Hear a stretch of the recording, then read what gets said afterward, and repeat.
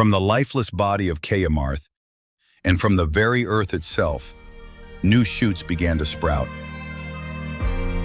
And from that pure essence, the tree of life emerged, a tree that stood as a symbol of creation and endless renewal. The sacred light of Ahura Mazda ignited within the trunk of the tree, and once again, the light of life shone upon the world. The tree of life bore fruit, two newborns, Mashya and Mashyana, known to us as Adam and Eve.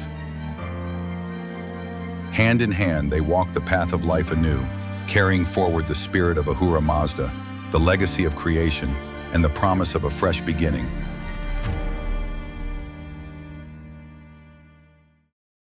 Days passed. And the firstborn of Adam and Eve was born, a child who carried the promise of light and hope in the heart of darkness. He was named Siyamak, a symbol of new life and the continuation of the path of light. Their family grew, and they learned the ways of joyful living, moments filled with love, kindness, and warmth. Yet the shadow of Ahriman still loomed heavy above them. Then, on a cold, dark night, monsters rose from the depths of darkness, bringing terror and destruction. Adam and Eve, with their children, sought refuge in a cave. But Adam knew, if he did nothing, the monsters would find them. With a heart full of courage, he faced the demons alone, empty-handed, hoping to give his family a chance to flee. But the dark power of Ahriman and his demons overwhelmed him. And like his father Kayumarth before him, he sacrificed his life with a spirit unbroken. Siyamak, the son of Adam and Eve, grew strong and wise. Humans learned to forge tools of wood and steel, weapons for war and for the hunt. Siyamak knew the demons would return. So, sword in hand, he trained relentlessly, preparing for the day of battle, a battle that would decide their fate. Time passed. He became a brave and noble man.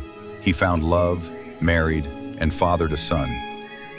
They named the first son Hushang, and to their children, they taught the way of life, the path of courage, and the spirit of sacrifice. Years passed, and Hushang had grown into a strong and fearless young man. He often joined his father Siyamak on the hunt. One misty afternoon, deep in the shadowed heart of the forest, danger lay in wait. Suddenly, through the thick, swirling fog, a monstrous shape emerged, the Black Demon. Its eyes burning like the flames of hell, each step shaking the earth beneath their feet.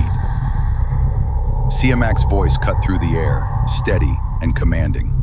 "Run, my son, run. This is my fight," he said.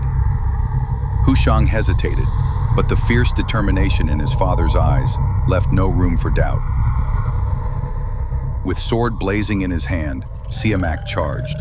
Steel clashed against the demon's dark armor, but the unholy strength of the creature could not be contained. A short battle, filled with fury and defiance. Then, with a crushing blow, the Black Demon shattered Siyamak's bones and cast him to the ground.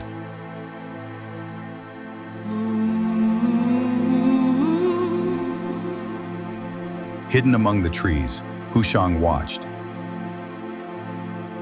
That day, Hushang swore an oath to avenge his father and cleanse the world of the Black Demon's evil.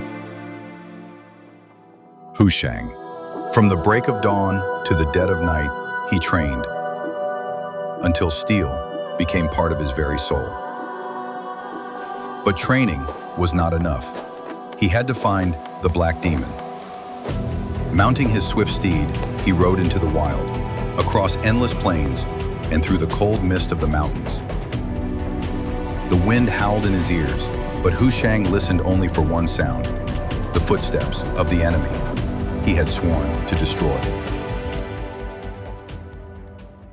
It was dusk. The sky burned in crimson and gold, bathed in the last fire of the dying sun. Hushang, astride his loyal steed, after days of relentless pursuit, finally stood face to face with the Black Demon.